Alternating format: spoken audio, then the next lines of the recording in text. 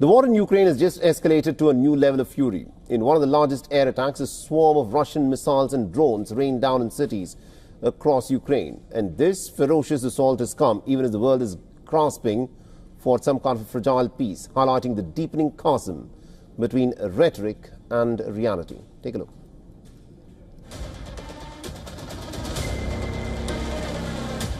Ukraine woke to fire and thunder.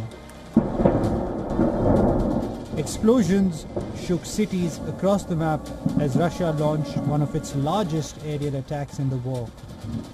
Over 600 drones and missiles tearing through the night sky.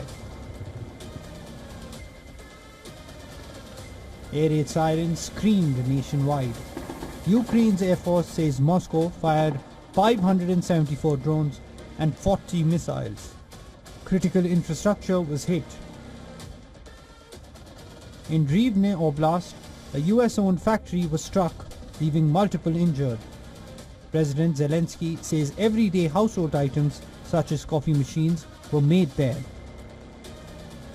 The surge comes as Russian troops march along the southern front near Zaporizhia. Zelensky warns of a looming escalation, with Russia deploying thousands of new troops. The south, already scarred by relentless fighting, could be the next flashpoint. But the battle is no longer just military, it's diplomatic too. Moscow accuses Kyiv of refusing serious peace talks, saying Ukraine's security demands are incompatible with Russia's terms. Russia insists that European troops in Ukraine are unacceptable. As discussions between the West and Ukraine currently show, all these plans are essentially about providing guarantees for intervention, foreign military intervention, in some part of Ukrainian territory. This would be absolutely unacceptable for the Russian Federation and to all rational political forces in Europe. Washington's stance too seems to be shifting. US Vice President J.D. Vance declared that Europe must bear the lion's share of Ukraine's security burden. His comments sparked unease across Europe, especially in Germany, where talk of boots on the ground has already rattled nerves. 3 years into this war, the stakes are only climbing. Russia shows no signs of slowing its assault. Ukraine, bloodied but defiant, scrambles to hold the line.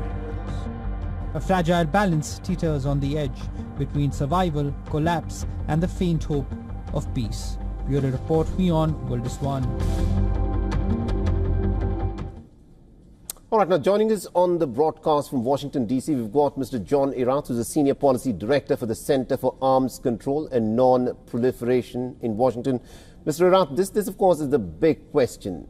Volodymyr Zelensky in his meeting with Donald Trump clearly indicated that he is ready for a peace deal, but Russia since then has still been escalating its attacks. In your assessment, do you think Vladimir Putin and Russia are ready for a peace deal?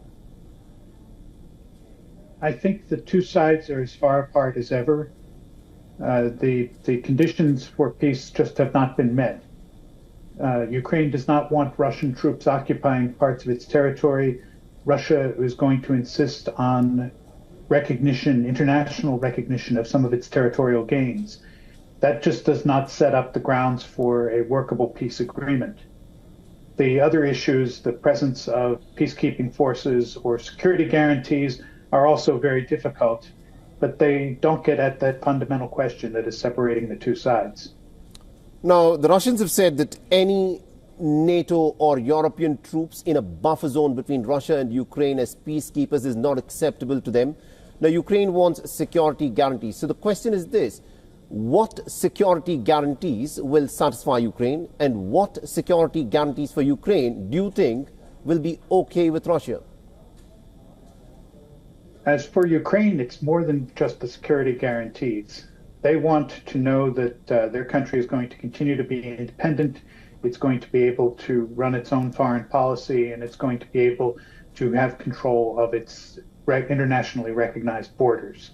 Security guarantees are a way of providing assurance once those other points have been worked out, but they are not in themselves sufficient to get Ukraine to agree to a peace agreement.